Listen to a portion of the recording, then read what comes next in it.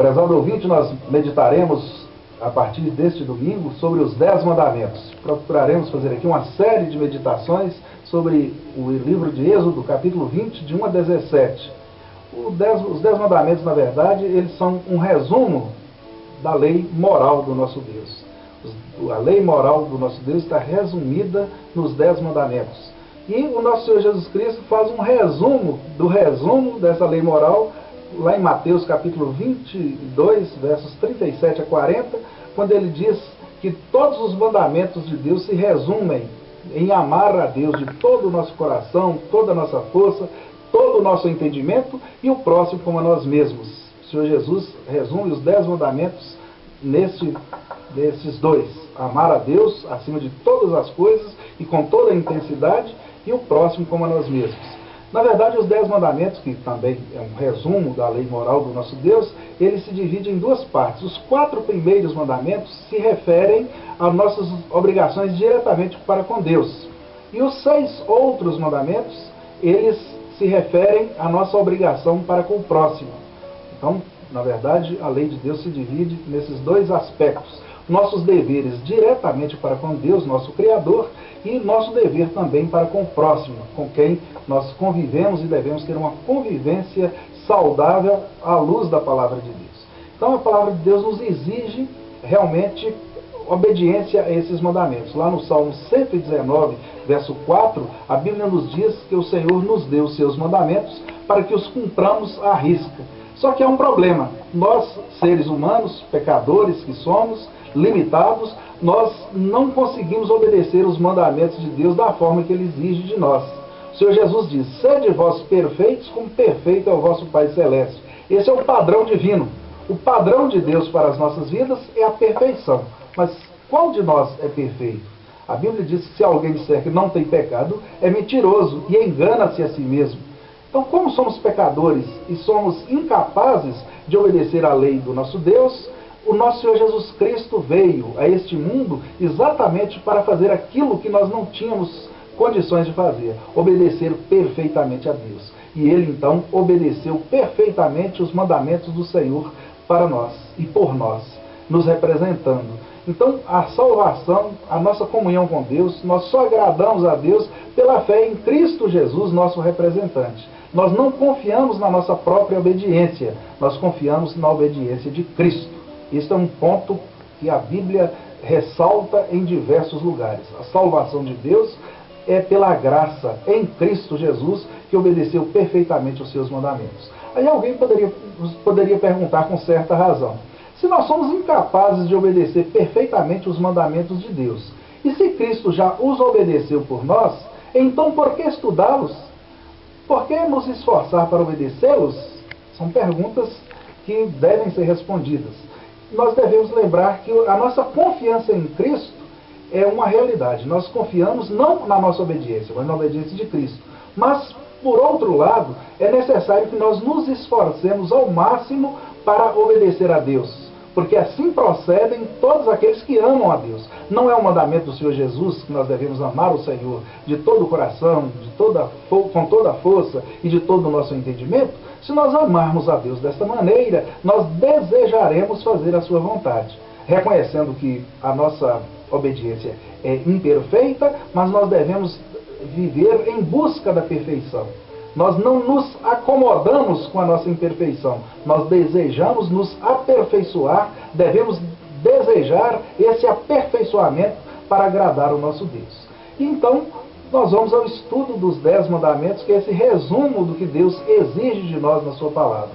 E os 10 mandamentos estão registrados, como eu já disse, lá em Êxodo, capítulo 20, de 1 a 17. Nós até incentivamos a você que nos ouve nesta hora, para que leia esse capítulo da palavra de Deus várias vezes durante a semana, e no domingo você preste bastante atenção nas nossas exposições aqui sobre os mandamentos. Nós vamos iniciar hoje com o prefácio dos 10 mandamentos. A introdução que aparece lá nos 2 primeiros versículos do capítulo 20 de Êxodo, que diz assim: falou Deus todas estas palavras: eu sou o Senhor teu Deus que te tirei do Egito, da casa da servidão.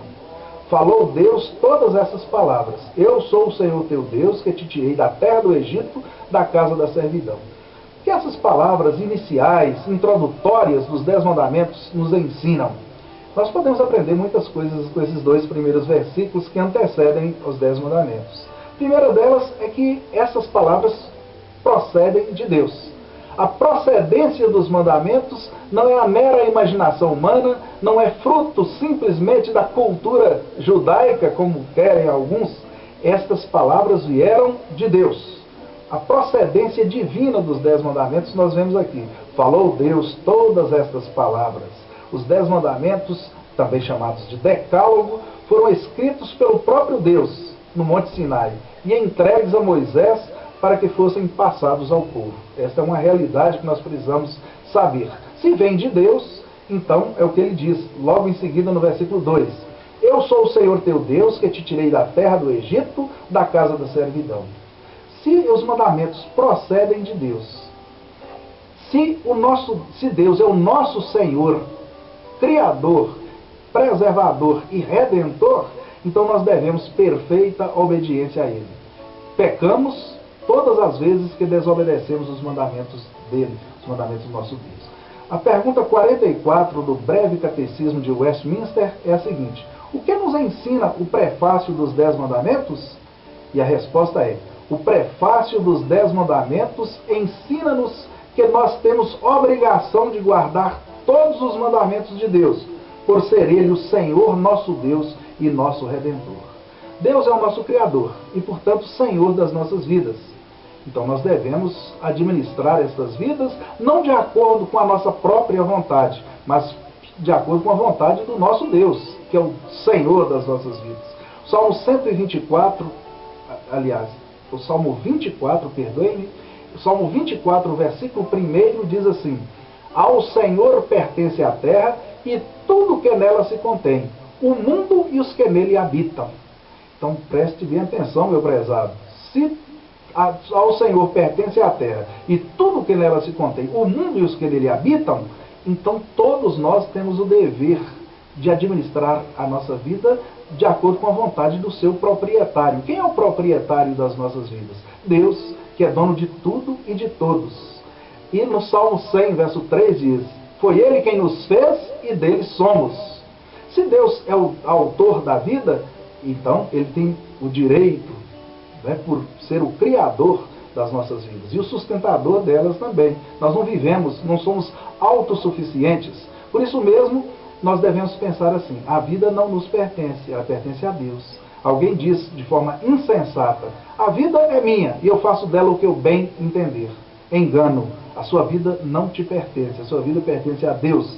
E você não deve administrá-la segundo o seu próprio entendimento, segundo a sua própria vontade, mas segundo a vontade de Deus, obedecendo os mandamentos de Deus. O administrador presta contas ao dono depois de encerrar a sua atividade de administração, seu período, seu mandato. Nós também prestaremos contas a Deus da nossa vida, no final, quando nós formos à presença de Deus, que é o dono das nossas vidas. Então nós vamos pensar nisso.